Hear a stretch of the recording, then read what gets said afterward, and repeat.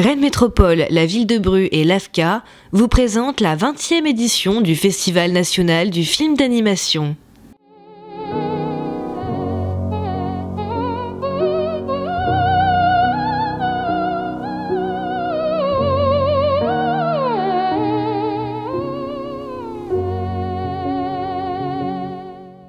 Bienvenue à la 20e édition du Festival national d'animation à Bru. Déjà 30 ans et le festival n'a pas pris une ride. Le milieu du film d'animation gagne en maturité. Maintenant c'est un milieu quand même assez mûr et assez bien développé. Il y a un véritable circuit de diffusion, il y a un système de production qui est vraiment en place, il y a des écoles maintenant qui font de la formation dans le domaine. Donc il y a vraiment toute une infrastructure pour aider, pour permettre en fait à ces films de se faire et d'être vus et d'être montrés. Et nous on y participe évidemment avec le festival.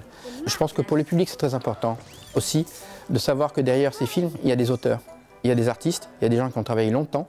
Pour faire un film de court-métrage d'animation, c'est au moins 3 ans de travail. En tant que tel, bien sûr, c'est du cinéma, mais qui a un côté artisanal, qui, moi, à mon avis, montre un peu plus son côté humain, son côté parfois très simple.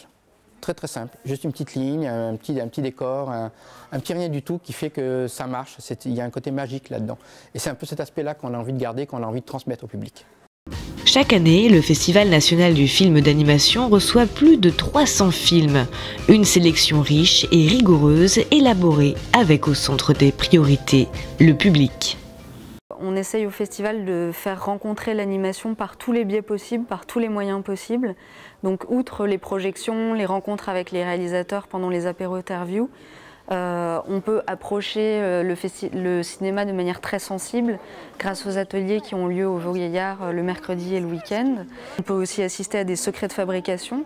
Donc là, cette année, on a un secret de fabrication assez exceptionnel avec Vincent Patard, qui est le réalisateur de Panique au village et qui vient ici pour montrer son nouveau film en avant-première. Ça s'appelle La Bûche. Samedi après-midi, et il va dévoiler en fait les coulisses de la fabrication de ce film. Et puis le parvis est extrêmement animé pendant tout le festival. Donc il y a la Caravanime qui présente le travail des techniciens bretons de l'animation, la yourte de l'arrosoir à Émile où on pourra découvrir la manipulation d'une marionnette et surtout de fêter les 30 ans du festival samedi soir.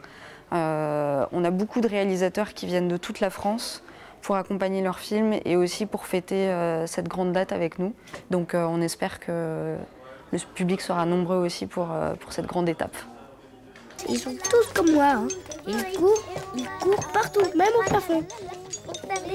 Le festival se poursuit avec comme invité d'honneur le réalisateur et producteur Serge Elissalde et un coup de projecteur sur la Finlande, dont voici quelques extraits.